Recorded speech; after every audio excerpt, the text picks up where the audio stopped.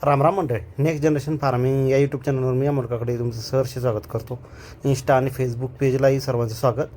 चला तर जाणून घेऊया आपल्या वालाची संपूर्ण माहिती आज थोडक्यामध्ये. काढणीपासून तर मार्केटपर्यंत वाल कसा नेला जातो आणि लागवड आम्ही केली होती मे महिन्यामध्ये. तोडणी तर तुम्हाला समोर दिसतंय.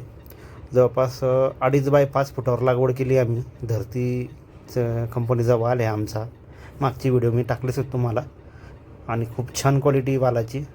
बघा फुलं कशी चमचम चमकत आहे शेतामध्ये. तर अशा प्रकारे ते एकदा वाल तोडायला येतो एकाच टायमाला. 6-7 दिवसानंतर एक तोडा येतो आणि तोडा जवळपास 10, 15, 20 क्विंटलचा निघू शकतो. डिपेंड ऑन द आपलं कंडिशन काय असते. तर आता वालाची सुरुवात झाली. तोडल्यानंतर असा वाल एकत्र एका ठिकाणी टाकला जातो आणि त्याच्यातल्या ज्या काही शेंगा असतात सडलेल्या किडलेल्या त्याच्यानंतर जाड्या वगैरे झालेल्या त्या काढून आम्ही वालाला क्रेटमध्ये भरतो.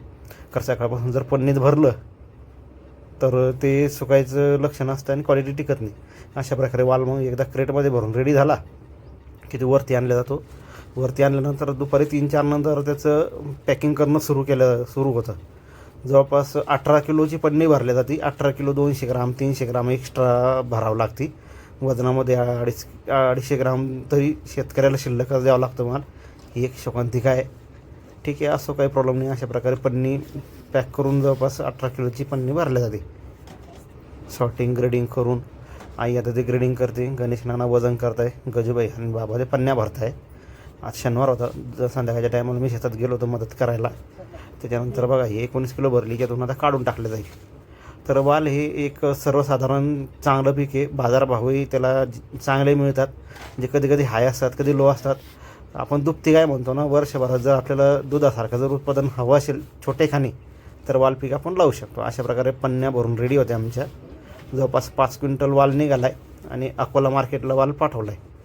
ही किसानची 27 बाय 35ची पन्नी वापरावी लागते. 120 मायक्रॉनची. त्याच्यामध्ये चांगलं क्वालिटीची पन्नी ती. लॉंग डिस्टन्स मार्केटलाही पन्नी जाते, म्हणजे फाटत वगैरे नाही. तर अशा प्रकारे वाल पॅक करून आपण मार्केटला पाठवतो. क्रेटमधला वाल पन्नीमध्ये शेवटी भरला जातो. त्याच्यानंतर भरल्यानंतर अशा प्रकारे पन्नी बांधल्या जाते. म्हणजे बाया पन्नी बांधतोय. पन्नी पूर्ण पॅक जरी बांधली, उचलून आपटून जरी बांधली तरी फाटत नाही ती. आणि पन्नी बांधल्यानंतर त्याला साईडला होल पाडावे लागत असतात. ते तुम्हाला व्हिडिओमध्ये दिसेलच.